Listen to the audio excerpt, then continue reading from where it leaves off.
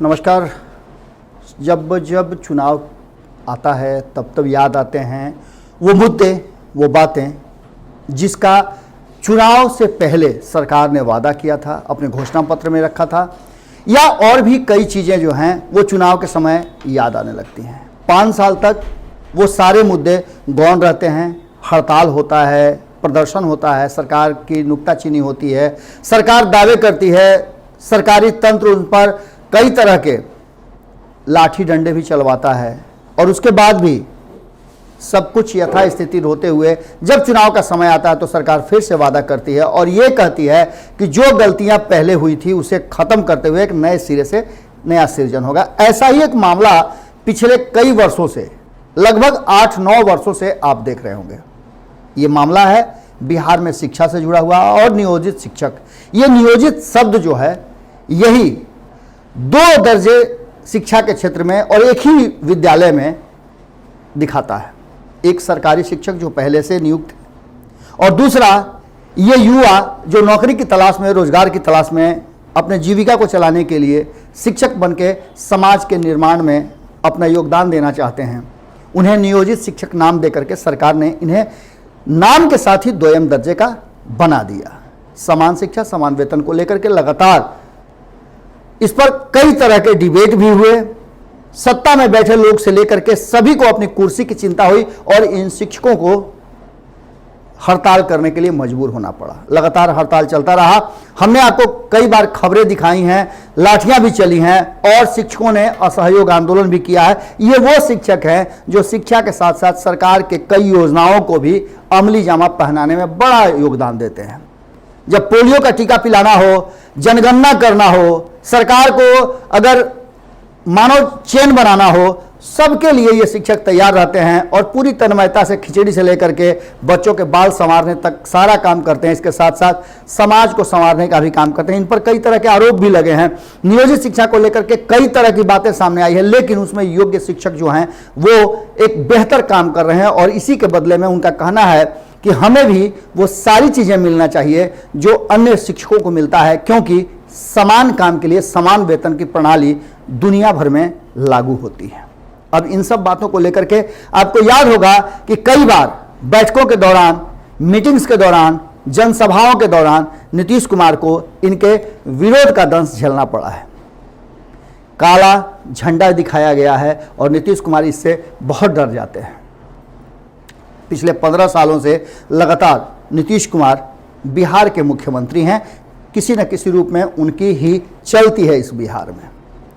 जब जब जरूरत महसूस हुई अपने हिसाब से उन्होंने इसका प्रयोग किया और उन्होंने साफ तौर पे मन से घोषणा कर दिया था कि ये नियोजित वाला सब है ना, हो तुम लोग का कुछ नहीं होगा।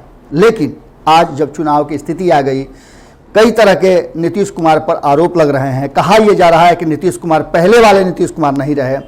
तब नीतीश कुमार को याद आया या उनके थिंक टैंक को याद आया होगा कि किसी भी तरह से नियोजित शिक्षक जो लगभग 4 लाख के आसपास हैं, 3.5 लाख से ऊपर है, 4 लाख से थोड़ा कम है, इनको अपने बस में कर लें और इनको अपने हिसाब से कुछ सगुफा, कुछ तोहफा दे दिया जाए, जिससे कम से कम ये 4 लाख गुने 4 कर लीजिए, यानी कि करीब 20 लाख के आसपास होते हैं।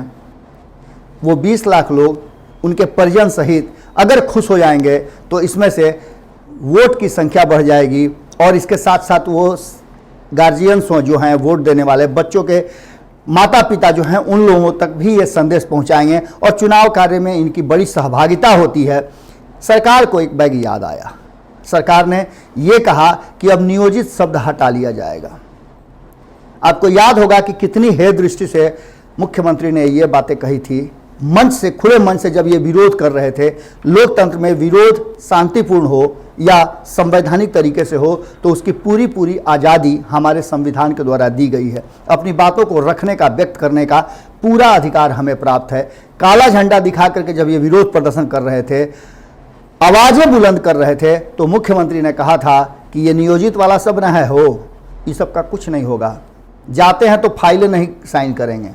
आप समझ लीजिए कि वो दिन और आज का दिन बहुत अंतर है। कहा जा रहा है कि 15 अगस्त को मुख्यमंत्री नीतीश कुमार जी गांधी मैदान के प्राचीर से ये घोषणा करेंगे कि नियोजित शब्द हटा दिया गया और नई नियमावली लागू करते हुए सरकारी सेवकों, सरकारी शिक्षकों की तरह इन शिक्षकों को जिन्हें नियोजित कहा जा रहा है उनको भी समान सब कुछ प्राप्त होगा। यहाँ तक कि अनुकंपा पर बहाली भी होगी और सारे नियम लागू हो जाएंगे। अब आप समझ सकते हैं कि चुनाव है, इन सब मुद्दों पर अभी भी शिक्षक संगठन पूरी तरह से संतुष्ट नहीं है। कहा जा रहा है कि धोखेबाज हैं, यहाँ तक कहा गया है कि जो पाप किया है उसे धोना चाहते हैं। लेकिन हमें अभी भी भरोसा नहीं है कि नीतीश कुमार जैसे मुख्यमंत्री हमारी बातों को मान लेंगे। जो राज्य और जिस राज्य का मुख्यमंत्री, उप मुख्यमंत्री केंद्र द्वारा भेजे गए हमारी राशि को चट कर जाता हो, उससे क्या आप अपेक्षा रखते हैं? 25,000 रुपया आता है केंद्र से हमारे लिए और उस पैसे का बंदर बांट करके 17,000 हम तक मिलता है। आप समझ लीजिए कि ये 8,000 रुपया कहाँ जाता है। अब इन पर कितना भरोसा किया जाए? इस विषय पर हमने बहुत सारी बातें देखी, सोची, समझी। आपने खबरें तो पहले देख ली होंगी, लेकिन हम खबरों का तब तक आप तक नहीं पहुंचाते हैं जब खुद हम संतुष्ट नहीं हो जाते हैं कि इन खबरों पर कितना, अभी तक सरकार की तरफ से ये घोषणाएं नहीं हुई हैं। मीडिया और अन्य चर्चा के विषय में ये खबरें हमारे तक भी आई हैं। इस विषय पर हमने बिहार माध्यमिक शिक्षक संघर्ष समिति जो है उसके प्रवक्ता संतोष श्रीवास्तव जी से बात किया है और उन्होंने इस मुद्दे पर बड़ी बेबाकी से अपनी बात रखी है। उन्होंने ये भी कहा है, जब हमने कहा कि हम सिर्फ टेलीफोनिक बात से संतुष्ट नहीं हैं, आपको हमारे स्टूडियो में आना होगा, उसके लिए भी उन्होंने स्वीकृति दे दी है। बहुत जल्दी हम शिक्षक संगठनों से और उनके प्रवक्ताओं से बात करके स्थितियों को आपके सामने रखेंगे। लेकिन तत्काल जितनी भी खबरें आपने सुनी हैं उन खबरों पर अभी तक मुहर नहीं लगी है। सिर्फ एक बात रखी जा रही है कि शिक्षक नियमावली बन गई है, जो कि शिक्षक संगठन भी संतुष्ट नहीं है। कई शिक्षक संगठनों से और हड़ताल पर रहे लोगों से बातचीत के बाद कहा जा रहा है कि ये बातें हुई है, कई दौर की बातें चली हैं, तब जाकर के शिक्षक नियमावली बनी है।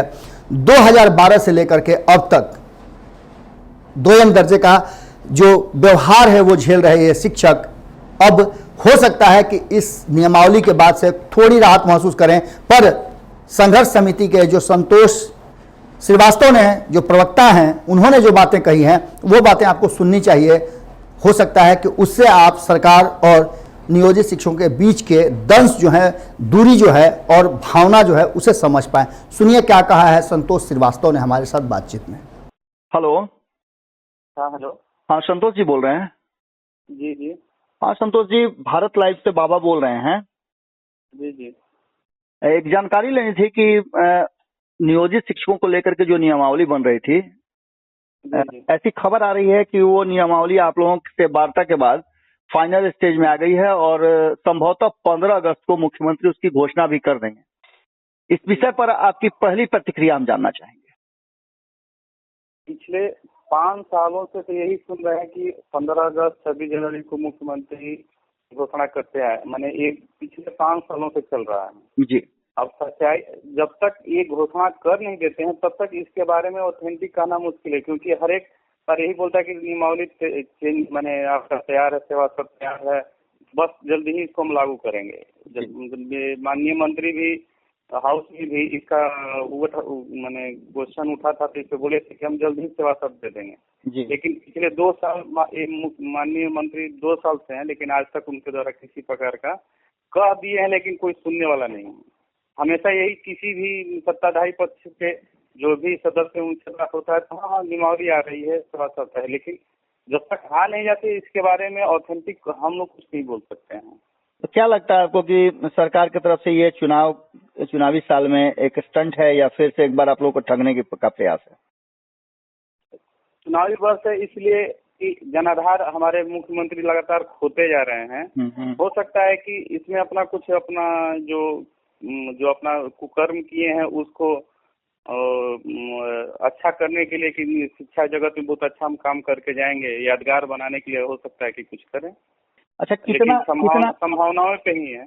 कितना मुश्किल होता है आप लोगों को, समान शिक्षा दे रहे हैं आप लोग, लेकिन एक ही स्कूल में 2 तरह की शिक्षा प्रणाली और शिक्षकों के साथ द्वयम दर्जे का व्यवहार हो रहा है। एक सरकारी शिक्षक कहे जाते हैं, एक नियोजित शिक्षक कहे जाते हैं। हालांकि सरकार की तरफ से ये भी बात हो रही है कि नियोजित शब्द हटा लिया जाएगा और सरकारी सेवकों की तरह ही आप लोगों को सारी व्यवस्था दी जाएगी। तो कितना मुश्किल होता था आप लोगों को कि जबकि आप एक शिक्षक होते हुए बच्चों को पढ़ाते थे और आपके साथ स्कूल में दो तरह के व्यवहार होते थे, वेतन से के साथ साथ अन्य भी व्यवहारिक बातों में भी। देखिए, नियोजित लोग, बच्चे नहीं जानते हैं कि नियोजित शिक्षक हैं। जिसको हम शिक्षा दे रहे हैं वो तो जानते हैं कि हम शिक्षक हैं। और ये हम लोग यंग हैं और समय के साथ जो परिवर्तन हो उसके साथ शिक्षा को अग्रणी किए हैं। आज आप देख लीजिए कि जो आप आज रिजल्ट हो रहा है, तो इसमें 98% जो है नियोजित शिक्षकों का दान है कि आज बिहार का जो रिजल्ट का जो सुधार हुआ है हम लोग की बदौलत हुआ है। लेकिन सरकार क्या है कि जब पैसे की बात आती है तो हमारे मत, अभी देखिए हमारे मत के जो पैसे हैं दूसरे मत में डाइवर्ट कर देती है। अब और आरटीआई के साथ अभी हम आपको आरटीआई कहिएगा तो हम भेज देंगे जी। इसमें हमको 25,000 केंद्र सरकार के द्वारा दिया जाता है पैसा जी जी, और हमको 17,000 18,000 रुपये महीना मिलता है जी।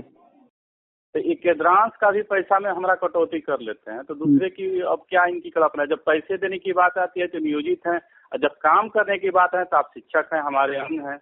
इस कोरोना में भी हमारे बहुत सारे साथी काम करते रहे, बहुत सारे लोग डेथ भी कर गए। लेकिन हमको ये लोग अपना जो सरकारी सेवक का जो मिलना चाहिए फैसिलिटी भी नहीं मिलता है। काम नहीं करिएगा तो सस्पेंड कर देंगे, तो ये कर देंगे। ये भी समस्या है हम लोगों के साथ। हम लोग द्वयम चरित्र में हम लोग जी रहे हैं। सरकार तो अपना फायदा उठा ही रही है, उसका काम हो जा रहा है। जी जी जी। तो अगर अगर जो बातें सामने आ रही हैं, अभी तो सरकारी तौर पे इसकी घोषणा नहीं हुई है, अगर जो बातें खबरों के माध्यम से सूत्रों के हवाले से आ रही हैं, अगर ये सही है तो आप लोग इससे कितना संतुष्ट रहिएगा? अगर ये सही है तो उसका स्वागत करेंगे। हम लोग सरकार के फैसले को स्वागत करेंगे कि अपनी गलतियों को अपने ही कार्यकाल में उसको सुधार लिए, तो इसका स्वागत करने लोग योग्य होगा। चलिए, बहुत बहुत धन्यवाद। हम चाहेंगे कि आप हमारे स्टूडियो में भी आएं। जैसा कि आपने सुन लिया, अब इसके बाद क्या होता है, 15 तारीख भी बहुत जल्द आने वाला है और 5 सितंबर भी शिक्षक दिवस बहुत जल्द आने वाला है।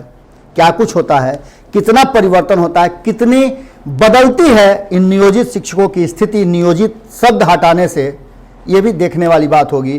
और संतोष श्रीवास्तव से जल्दी ही हम आपसे मिलते हैं। और भी शिक्षक संगठनों से हमारा आग्रह होगा कि यदि आप अपनी बात रखना चाहते हैं तो आइए हमारे स्टूडियो में, हम आपका स्वागत करेंगे।